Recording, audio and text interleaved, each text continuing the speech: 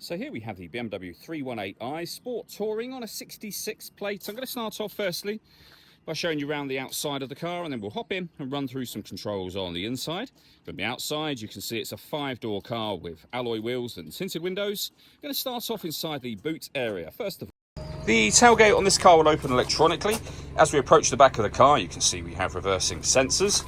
Plenty of boot space. We have this retractable load liner as well. Okay, so we're just going to work our way back around to the front of the car. And then, as I mentioned, we'll hop in and run through some controls from there. Now that we've done a full circle of it, though, you can see it's in fantastic condition the whole way round. Just briefly before we climb in, I think it's well worth seeing the interior from this exterior point of view. There's plenty to run through on the dashboard, so let's hop in and we'll do that now.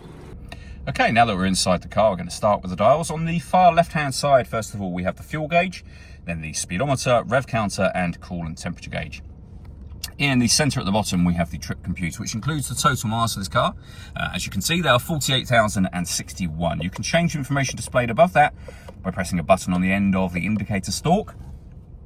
The button in question is just here. We have our cruise control, speed limiter, phone and stereo controls all on the steering wheel.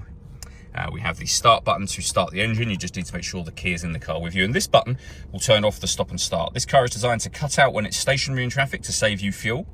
The system is off when that light shows. Into the center next, we have the main screen for the car. So firstly, the movement that you see me making on the screen is being done using predominantly this dial just here, the buttons that surround it as well. For example, you can rotate the dial to multimedia, where you'll be able to listen to your own music via the CD player, or USB input, Bluetooth audio, and auxiliary input as well. We've also got the radio, as you can see, FM, AM, and DAB radio all available. You've got your phone here, and then navigation. This car has got BMW's business nav, so a full color display.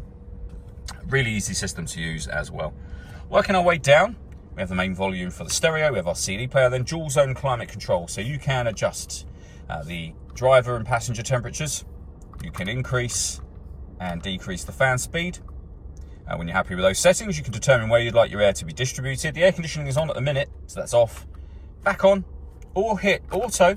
The car will then take full control for you to maintain the temperatures that you've asked for. Press auto again, and you'll go back to whatever settings you had that on previously. Below that, we have 2 cup holders. The key for the car in here. As I said, you just need to make sure the key is in the vehicle with you in order that you start it, and you can close this over as well. We have a 6-speed manual gearbox, and then here you can turn off your traction control. You can also change the driving setup of the car. So you're able to put it into sport. You can put it into comfort, which is your everyday driving, and Eco Pro. And above Sport, you've got Sport Plus, which will give you dynamic traction control, essentially turning the traction control off or severely down. Most of the time, I say Comfort is where you would have that set to. All that leaves me to say is thank you for taking the time to watch this video. If you'd like to come and see the car in person and have a test drive, please feel free to give us a call here at Surrey Specialist Cars. We'd love to hear from you soon.